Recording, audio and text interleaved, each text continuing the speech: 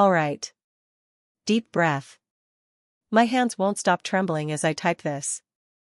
I've been bottling it all up for weeks now, and it's reached the point where I either let it out or lose my mind. I think I hit my limit. Maybe it's the anger finally boiling over.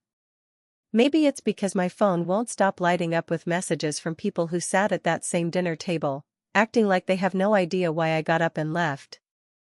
Like I just walked out for no reason, 6 months pregnant and all. So here it is. The whole thing. From the top. I'm not sugarcoating a damn thing. Looking back, I guess the first red flag was how off his reaction was when I told him I was pregnant. It wasn't some surprise, we had been trying for years. We had already been through hell, 2 miscarriages, 1 chemical. I'd cried in places you're not supposed to cry, in public bathrooms, behind the wheel in traffic, in the middle of the cereal aisle. We dumped money into apps, ovulation kits, prenatal vitamins that made me queasy for hours. He was there for all of it. Or at least, his body was in the room. Emotionally? Sometimes I wonder. I thought he wanted this just as badly. He told me he did. He held me after the losses. Whispered, "We'll get there," like a promise. Like he meant it. So when those 2 pink lines finally appeared, I was shaking so hard I nearly dropped the test. I couldn't stop smiling. I waited a day, took more tests, like 4, and then got a blood draw just to be 100% sure. When I finally told him, all he said was, "Okay." I thought he was in shock. I laughed nervously and asked, "You're just stunned, right?" And he looked up from his phone long enough to say, "I need time to process." Then, no hug, no smile, no emotion, he turned right back to scrolling. He was reading about mechanical keyboards on Reddit. I remember that detail because I just stared at the screen, dumbfounded, trying to wrap my head around how that was where his focus went. Still, I let it slide. Told myself maybe he just needed a little space to absorb the news. Not everyone reacts the same way. Maybe he was scared. But time went on. Days passed. Then weeks. And nothing changed. No excitement. No curiosity about appointments. No interest in the baby. He didn't reach out to touch my stomach. Didn't ask how I was doing. When I brought up the pregnancy, he'd either shut down or pivot the conversation. Sometimes he'd just go completely silent.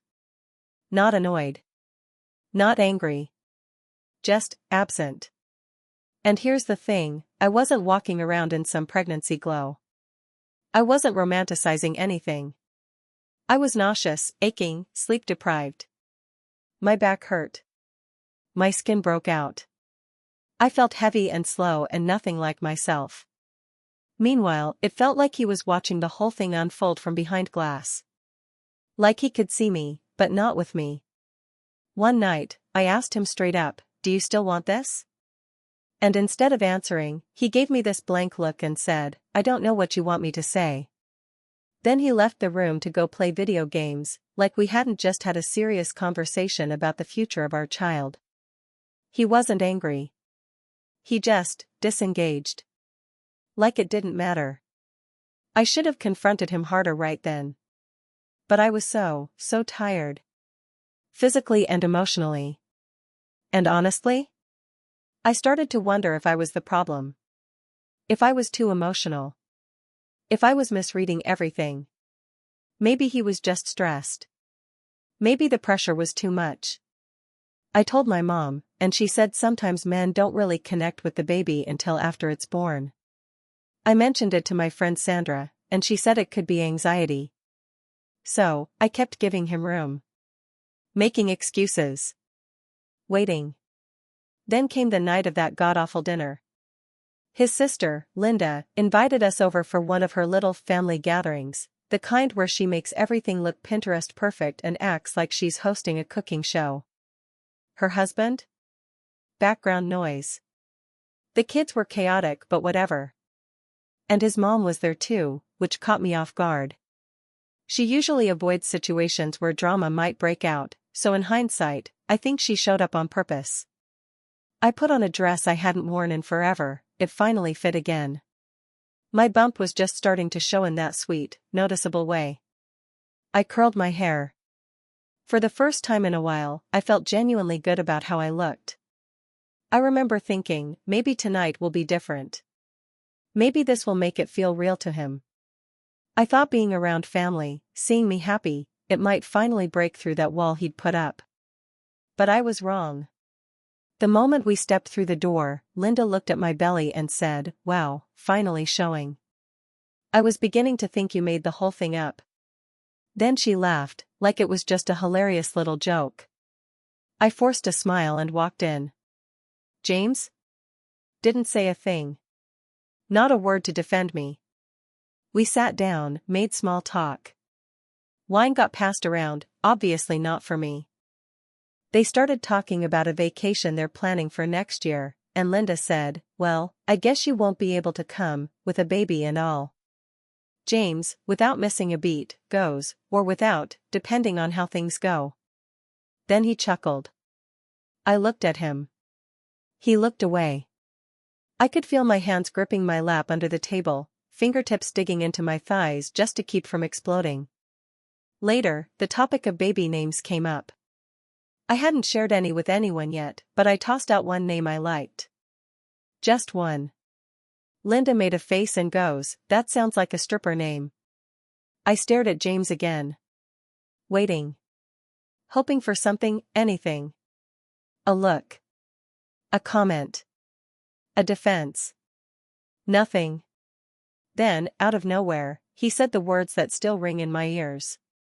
"We don't even know if it's mine. Ever heard of cheating and DNA tests?"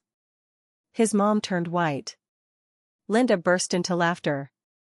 And I just sat there, completely frozen. Like my brain disconnected from the moment. And then, because she wasn't done, Linda added, "That kid screwed with her as a mother anyway." It felt unreal. Like a scene out of some mean-spirited movie. I looked around the table, hoping someone would stop it. Say something. Shut it down. But the silence said everything. I set my fork down, slid back my chair, stood up, and stared James in the eye. I said, "You're right, this baby doesn't need a father like you." Then I walked out. No one followed. No one called my name. I got in the car. Drove home. And I haven't seen him since. That was 3 weeks ago. He sent one text. Just one. Said I was overreacting, that he was just joking and trying to lighten the mood. I didn't answer. His mom messaged too, something about how family dinners can get a little heated, and would I be willing to talk it out over lunch. I blocked her. My mom? She's beyond furious. My mom told me flat out, if she'd been there, she would have flipped the whole damn table over. No hesitation. She offered to come stay with me for a while, and honestly, I'm probably going to take her up on it. But the strange thing is, I'm not heartbroken. I'm furious. Furious that he could treat me like I was nothing. After everything we went through. After years of trying to get pregnant. After the losses. The tears. The months spent in waiting rooms and tracking apps and peeing on sticks. How could he turn around and act like this baby, our baby, is some kind of problem? Or worse, a punchline in front of his family? I'm carrying this child. Inside my body. And he humiliated me like it was some inside joke he got to be in on. So no, I'm not sitting around crying. I'm done. I'm going to raise this baby. Without him. I'm going to build a life where his presence isn't even a footnote. A life where jokes about paternity tests and sitting silent while your sister tears into the mother of your child don't fly. I don't care what people want to label me as, single mom, solo parent, whatever. Because this kid? They'll never have to ask why I stayed with someone who treated me like I didn't matter. And James? He can sit with the weight of his own silence. He can sit in that empty space he helped create. With his little jokes and blank stares. What I can't stop thinking about is how still that room went when I stood up. Like deep down, they all knew it, they all felt it, that I was the only one willing to speak the truth out loud. And now? Now I'm laying the foundation for what comes next. I've got an appointment next week to talk through my options. Legal steps. Financial moves. Everything I need to do to protect myself and this child. And no, I'm not looking for advice. I don't want to hear that he deserves another chance. That maybe he'll change. I'm not here for any of that. I just needed to say it. Out loud. In full. I'm not going back. And if he ever wants to see me or this baby again, he better come crawling, because this time, I'm not letting it slide. Alright. So if you read what I posted before, you know what went down at the dinner. The night James decided it'd be funny to question the paternity of our child in front of his whole family while I sat there 6 months pregnant. The night his sister, who might actually be part demon, laughed and said my kid was doomed. The night I got up and walked out without looking back. I meant it. I was done. I cut ties across the board. Blocked James's number. Blocked his mom. Blocked Linda, the troll in mascara. I moved in with my cousin Charles. She had a spare room, okay, more like a mattress on the floor, but it was clean, warm, and came with a working air fryer. I started trying to figure out what my next move was going to be. Still pregnant. Still exhausted. Still doing this alone. But oddly, it was quiet. Peaceful in a way I hadn't felt in months. And then, he started creeping back in. It wasn't immediate. Took about 10 days. But one morning I walked out to my car and there it was, a box just sitting on the hood. No note. No message. Just a little pink onesie inside. Rainbow on the front. Still in its plastic wrap. Tags on. Marked down clearance sticker. Looked like it had been snagged off a rack in a panic. At first, I figured maybe it was from Charles's mom. Or someone from her church. But no. The next day, something else showed up, a folded piece of paper taped to the front door. It read, "I miss you. Please talk to me." No name.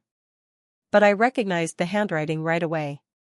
Same weird capital R he always used when jotting down grocery lists on receipts. I didn't say a word. Just left it there. Then came the crib.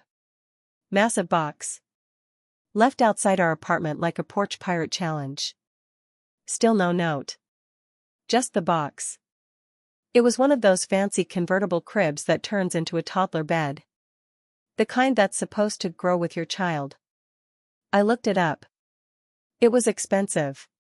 And all I could think was, why are you spending hundreds of dollars on furniture when you could have just not made me the punchline of a public humiliation in front of your giggling sister and checked out mother?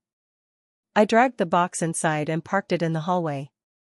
Didn't even open it. Charles gave me this look like, "Do you want to talk about it?" But she didn't push. Smart woman. And then, the cherry on the crap sundae, he showed up in person. I had just finished a long, miserable call with my insurance rep, trying to sort out how to register my birth plan without putting him down as the father. Which, by the way, is its own special kind of bureaucratic nightmare. I was walking downstairs to toss some trash, and there he was. Just standing by the mailboxes, acting like he was waiting for Amazon. Holding a paper gift bag with some floppy stuffed animal sticking out of the top. I stopped in my tracks. He looked up. Saw me. And he flinched. Then he said, "I just wanted to give you this. And talk. If you're not too busy." Like I'm just casually waddling around at nearly 7 months pregnant, free as a bird, eager to have a nice chat with the guy who turned my pregnancy into a family joke. I told him to leave. Flat out. He said no. Just 5 minutes. He just wanted to explain. I said no again. Then he mumbled something under his breath, but not so quiet I couldn't hear it, about how I was being dramatic and cold, and how he was just trying to fix things. And that's when I snapped. I walked right up to him, took the bag from his hand, and tossed it straight into the trash bin beside us. I told him, he doesn't get to rewrite history. He doesn't get to waltz in with overpriced gifts and plush toys and pretend like it was just a little overreaction. A bad moment. He started in on the apologies. Said he was scared. Said he was overwhelmed. That he didn't mean what he said. That he thought I'd move past it. I asked him, straight up, what exactly did he expect me to move on from? The part where he hinted the baby wasn't his? Or the part where he sat there like a statue while his sister ripped me apart and called me unfit? He tried to explain it away. Said it was just a bad night. Said people were drinking. That folks say stupid things when they're nervous. I reminded him, it was a Tuesday night. There wasn't a drop of alcohol on that table. Linda served lemonade and cucumber water. His mom was the designated driver. Everyone was stone cold sober. He blinked, like he hadn't thought that far ahead. Then he reached for my arm. I stepped back. And that was the moment it shifted from pathetic to infuriating. He looked me dead in the eye and said, I already told my mom we're working things out. She's planning to come visit when the baby's born. I just stood there, stunned. I think my jaw might have literally dropped. I said, wait, you told your family we're back together? And he nodded. Like that was normal. Like, sure, that's just what people do after completely torching any shred of trust they had left. Without even thinking, my hand moved on its own. I slapped him. It wasn't hard. It wasn't angry, even. It was pure shock. Like my body was more outraged than my brain could keep up with. Then I turned around, marched back upstairs, slammed the door, locked it, and sat on the floor for 10 minutes just, blank. Staring at nothing. Letting it all sink in. But it didn't stop there. Oh no, it got worse. A couple days later, I got a call from Sandra. She said she ran into Linda. Yeah. That Linda. And apparently, Linda acted like nothing had ever gone down. Like we were all still on speaking terms. She was beaming, saying how excited she was for the baby. How happy she was that things were smoothing out. How she knew James would come around. That's when the pieces snapped into place. The crib. The onesie. The stuffed animal. It was never about making things right. It wasn't about me. It wasn't about the baby. It was damage control. Optics. The golden boy cleaning up his mess in time for Grandma's arrival. Playing house with his pregnant ex to keep the narrative nice and tidy. And I lost it. Quietly. Controlled. But completely. I did what I should have done the moment that damn crib showed up. I packed it up, strapped it into Charles's back seat with some bungee cords, and drove straight to his mother's house. No warning. No heads-up text. Just knocked on the door with a box full of delusion and lies. She opened it and looked surprised. Said, oh, hi. You look well. I said, is James here? She told me he was at work. I said, good. And then I slid the box over the threshold, stepped into the house, and said, just returning the lie your son sent me. She blinked. What do you mean? I looked her right in the eye and said, your son told you we're getting back together. We're not. We never were. And we never will be.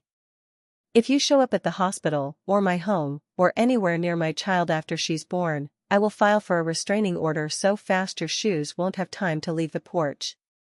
I turned to go. And she said, real soft, like she thought whispering would make it better, you're making this harder than it has to be. I actually laughed.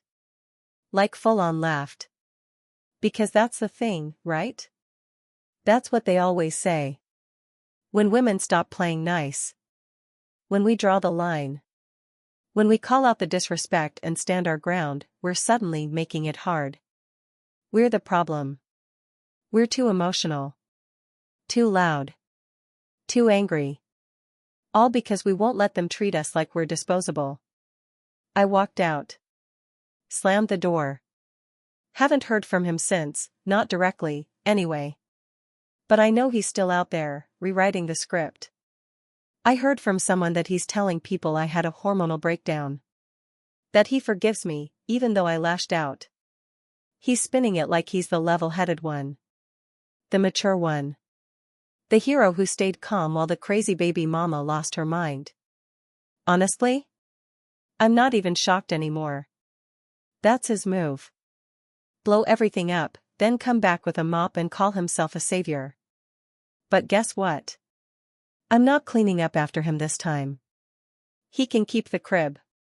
Keep the bedtime stories. Keep playing dad in whatever fantasy version of events he's building for his family and friends. Because here's the truth, he never wanted to be a dad. Not really. He liked the idea of fatherhood. The image. The social points. But the second it got hard, really hard, the second he had to step up, he cracked. No sacrifice. No accountability. Just a disappearing act and a PR campaign. And now? Now he's trying to paste the mask back on like I didn't already see what was underneath. I'm getting close to my due date now. I've got a plan. I've got people in my corner. Sandra is gonna be with me when I go into labor. Charles has already got a hospital bag packed and a backup plan if we need to pivot last minute. We're figuring it out. Okay. So I know I said I was finished with him after the whole crib and lies disaster, and I meant it. But what happened after that? No one could have prepared me. My daughter was born in early spring. She came a little early, but she was healthy, strong, wide-eyed, and already giving the world this skeptical little wrinkle between her eyebrows like she didn't buy anybody's nonsense. She looked at me like, really? This is what we're doing? And I thought, yep. That's my girl. Charles was with me through labor. Held my hand. Helped me breathe. Sandra came the next morning with bagels and a balloon that said you did it. It was perfect. I didn't tell him. Didn't text his sister. Didn't notify anyone on that side of the family. And I didn't put his name on the birth certificate either. Some people said I was being harsh. That he had a right to know. But as far as I'm concerned, he gave up that right the moment he turned my pregnancy into a joke. When he sat there while his sister called me a bad mother, and said nothing. When he lied to his family instead of apologizing. Instead of owning what he did. This wasn't some revenge plot. I wasn't trying to be cruel. I was protecting my daughter. From him. From them. Weeks passed. Then months. I was adjusting. No sleep. Cold coffee. Formula stains on every shirt I own. Half my groceries were snacks I could eat one-handed at 3 a.m. But we were getting there. And then one night, I get a message. Not from him. Not from anyone I expected. It was from Anthony. James's old best friend. They were inseparable for years and then, poof. One day they just stopped talking. I remember asking once, and James said something vague about Anthony getting weird and blaming him for stuff. I didn't push. Figured it was guy drama. Whatever. So when I saw Anthony's name pop up on my screen, I was caught off guard. The message was short. Hey, I heard what happened. I know it's not really my place, but there's something you probably deserve to know. It might explain a lot. I stared at that screen for 10 minutes. Baby was asleep on my chest. I was running on 4 hours of sleep and one slice of toast. I almost didn't reply. But I did. Curiosity won. I typed, go ahead. And then, he dropped it on me. So here's what Anthony told me. Apparently, way back when James was in his early 20s, he got someone pregnant. Not me. Not anyone I'd even heard of. Just a girl he dated for maybe 6 months, nothing serious. She got pregnant. She told him. And he absolutely lost it. Not in the "I'm scared, I need time" kind of way. No. Full-blown meltdown. Begged her not to go through with it. Told her he wasn't cut out to be a dad. That it would ruin his life. She ended up terminating. And James? He didn't grieve that decision. He didn't carry any sadness for the child that could have been. What he carried was resentment.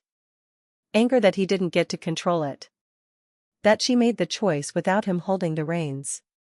According to Anthony, James twisted the whole situation in his head over time. Convinced himself it wasn't just about a pregnancy, it was a trap. A setup. Some kind of power play. And ever since then, he's been carrying around this bitter, twisted idea that babies are just tools women use for control. That fatherhood is a punishment waiting to happen. Anthony said he noticed it in the way James would joke about getting tricked or never trusting a positive test. Said it used to seem like dark humor, but over time, it got sharper. Meaner. More paranoid. Back when I was going through my miscarriages, that side of him stayed hidden. He played supportive. At least on the surface. But looking back? I see it now. He wasn't grieving with me. He was relieved. He never wanted to keep trying.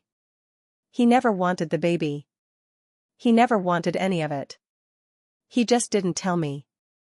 Didn't give me a chance to understand. He let me carry the grief. The pressure. The heartbreak. All of it. And then when I finally got pregnant, when it was real, he made me the villain in his story. Made a spectacle out of my pregnancy at that awful dinner. Let his sister humiliate me while he said nothing. So yeah. I sat with that truth. And it made me sick, not because I didn't believe it, but because it made too much sense. I know people have trauma. I know they carry baggage. But if you never say a word, if you never even try to work through it, and you let someone else take the heat for your damage, that's not trauma. That's cowardice. So I decided to stop pretending. I posted a photo. Not a pretty one. Not some polished single mom post with inspirational hashtags and soft lighting. Just me and my daughter. Sitting on the living room floor. She had just spit up on my shirt. I hadn't washed my hair in days. She was wearing a onesie that said "Raised by Wolves and Thriving." And my caption was simple. You said she was a mistake. But she's the only thing I've never doubted. I didn't tag him. I didn't have to. Charles reposted it. And I know Linda still stalks everything Charles posts like it's her second job. Which means it would get back to him in, 30 minutes? Maybe less? Sure enough, less than an hour later, he messaged me. Said the photo was unfair. Said I was publicly dragging him. Accused me of alienating his daughter from him. His daughter. I laughed. Like, actually out loud. And I replied, you alienated yourself the second you made jokes about DNA tests at a family dinner. What exactly are you trying to come back to, the baby you never wanted, or the image you're trying to fix? He left me on read. A few days later, a letter showed up in the mail. Handwritten. Like we were in some Civil War reenactment. It was from his mom. She said she was concerned. Said she was worried about the long-term impact of denying a child access to her father. Said James had been struggling, but he was trying. Said kids need both parents. I folded the letter up and tucked it into a memory book I'm making for my daughter. Not a scrapbook. Not some pastel baby journal. An archive. Screenshots. Letters. The truth. Because one day she's going to have questions. And she deserves real answers, not the sanitized version. But here's the part that still makes me laugh. I ran into Linda. In public. Of course. I was in the baby aisle at the store, restocking wipes. She was picking up something, shampoo or cereal, I don't know. She saw me. Tried to pretend she didn't. I called her name. She stopped. Turned around. Forced that fake little smile onto her face. I said, "Hey." She said, "Hey." Pause. Weird tension. Then she asked, kind of stiff, "How's the baby?" I smiled. "She's great. Thanks for asking." She just started smiling when I sing off key. Linda chuckled, awkward, like she wasn't sure how to respond. Then she said, "You know James is hurting, right?" I stared at her. She added, "He feels like you're punishing him." I said, "He is being punished, with the truth." She shook her head. "You don't have to be cruel." I said, "Neither did he." Then I turned around and walked away. Because I don't care if he's hurting. You don't get to treat people like they're nothing and then cry about the consequences.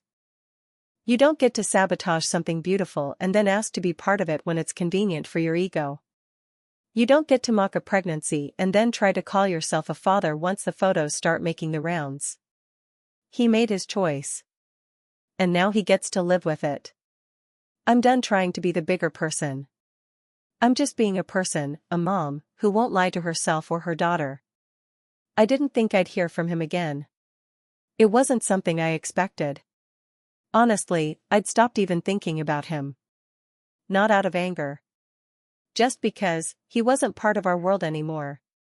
Then one day, a letter showed up. Plain white envelope. No return address. Just my name on the front. At first I thought it was junk mail. But when I picked it up, I saw the handwriting. I knew it right away. I hadn't seen it in 6 years, but it hit me instantly. I opened it in the kitchen. My daughter was brushing her teeth. The laundry was running in the background. Just an ordinary day. I wasn't expecting anything special. But it still managed to piss me off. He said he'd been in therapy. He said he was sorry. Said he'd made a lot of mistakes and was trying to do better. Said he thought about our daughter all the time. Said he knew he didn't have a right to anything, but if there was any way I'd let him see her, even from a distance, he'd be grateful. I read the letter once. Folded it neatly. Then tucked it in the drawer we use for dead pens and expired coupons. I didn't reply. Not right away. I didn't tell anyone either, not Charles, not Sandra.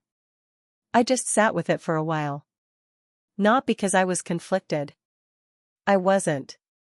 I just wanted to let it settle before I made a move.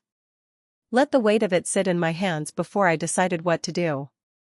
It had been years. And now he wanted to show up?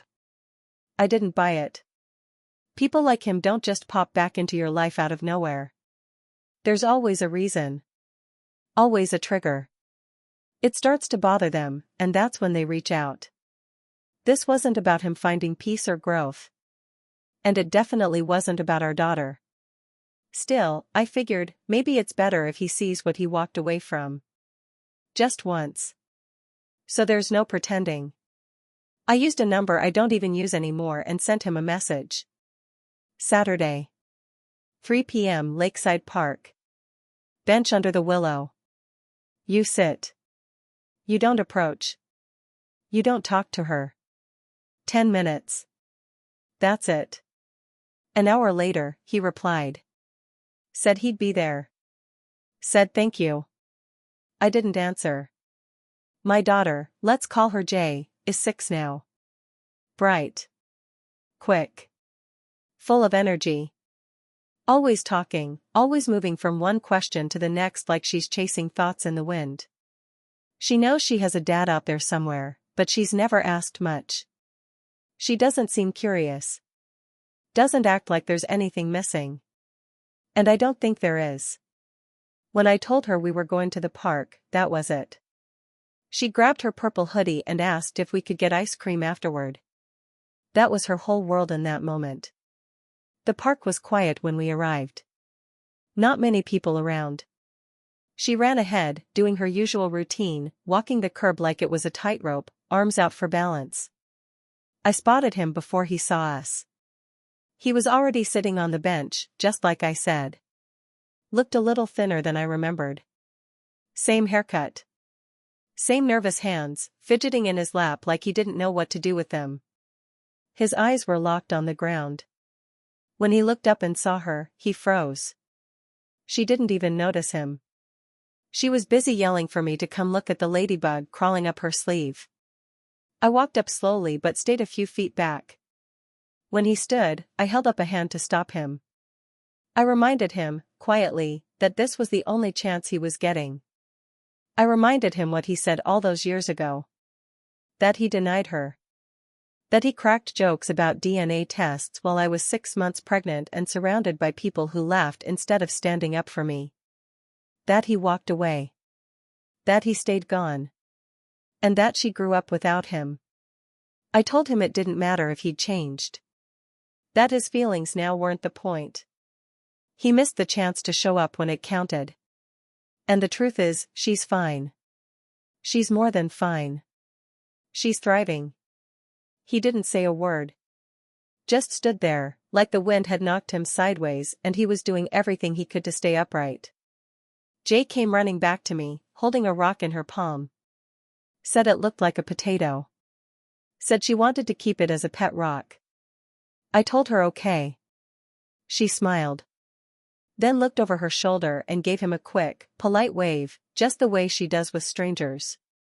And that's all he was to her. I looked at him one last time. You've seen her, I said. That's more than you earned. Don't contact us again. Then we left. He didn't follow. I don't know what he expected, if he thought she'd somehow recognize him, feel a connection, or that I'd fall into some kind of soft-hearted forgiveness. But she didn't. And I didn't. He missed it all. 6 years of scraped knees and birthday candles and bedtime stories. 6 years of blanket forts, weird little art projects, and inside jokes that only make sense if you've been there. He wasn't there. And now he has to live with that. I don't feel sorry for him. I don't hate him either. There's just nothing left. No love. No bitterness. Just empty space where he could have been, if he hadn't chosen to disappear. He gave us nothing. And that's exactly what he gets back. I didn't need to yell. Didn't need to cry or defend myself. Didn't need to drag the past back into the present. He saw her. He saw she was okay. Happy. Whole. And not his. That's all I wanted. That image of her walking away, that's the only thing he gets to carry now. And honestly? That's enough. For those asking, no, I'm not planning to tell my daughter who he is. Not right now. If she asks when she's older, I'll tell her the truth. All of it. But not yet. She's just a happy kid. That's all she needs to be. And for the folks saying I should have let her talk to him, she didn't want to. She didn't ask. She's not walking around with a missing puzzle piece. She's not missing a father. She just never had one to begin with. There's a difference. Thanks to everyone who stuck through the whole story. I didn't write any of this looking for advice or sympathy. I just needed to let it live somewhere. Maybe for myself. Maybe for someone else out there who's been through something like this. You're not alone. And you're not wrong.